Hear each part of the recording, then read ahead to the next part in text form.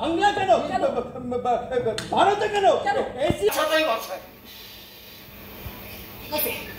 বাদরই তো ছোট লোক। তাহলে মায়াটাকে ধইরা একেবারে সারা ঘুষি লাগা গেছে। হ্যাঁ ঠিক আছে না, তার সাথে গরম গরম সিঙ্গারা খাও। এই শিলু, হ্যাঁ সিঙ্গারা গরম আছে? হ্যাঁ গরম আছে। শেক দে শেক দে। হ্যাঁ ব্যাপার কি, তোমাদের আজ এখনো তাস পড়েনি যে? ও একটা ব্যাপার ঘটে গেছে বৌদি। ব্যাপার?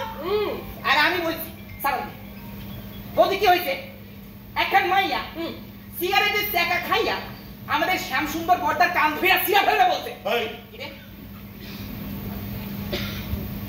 গালাগালি দিয়েছে, কান ধরে। আচ্ছা আচ্ছা গালাগালি দিয়েছে, আপনি ভাবেন বৌদি শ্যাম সুন্দর বর্দারে বান্দর কইছে বান্দর। বিয়ে কর আর বাপ মায়ের কি চিন্তা হয় না?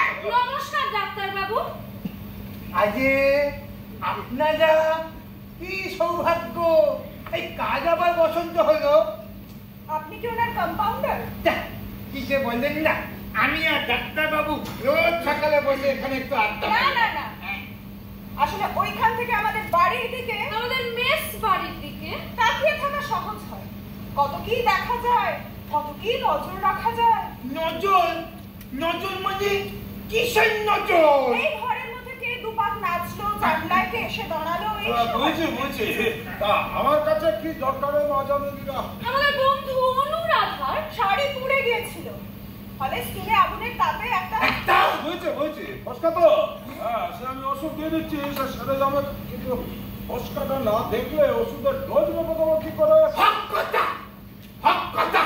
আরে অনুরাধা আসুক, ডাক্তার বাবু এই ফটকা সচককে এক্সামিন করে দেখুক। ফসকা হয়নি, কিন্তু হতে পারে, সেটা আজকালের কোনো ওষুধ দেবে? বুঝছি হ্যাঁ বললো কি করে রান্না করতে গিয়ে? শ্যামবাবুর ছোড়া সিগারেটের টুকরো পড়েছিল ওর শাড়িতে। ওই উল্টো দিকে রাখতলায় ওদের আড্ডা। চৈতন্য বাবু, আপনি তো পড়ার প্রবীণ মানুষ, অনুরাধা বলেছে ছেলেটার কান টেনে ছিঁড়ে বুঝছি এই কালাসে নমকিনটা নিয়ে যাও, লেপে দাও, আর ফসকা পড়বে না। আচ্ছা, আগুনটা অনুরাধা ঠিক ওটাই পড়েছিল। কোথায় পড়লে আপনার সুবিধে হতো দাদু? চল না মনিকা।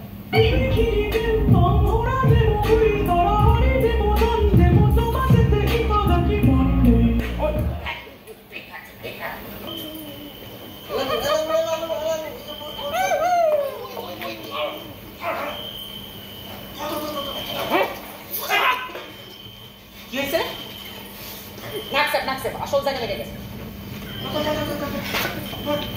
বুঝতে পারিনি, মাথার উপর দাঁড়াইছি।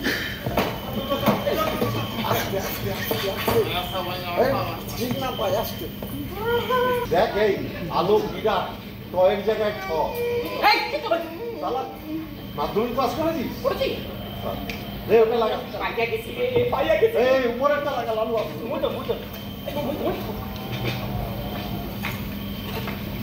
তো কথাটা ভালো।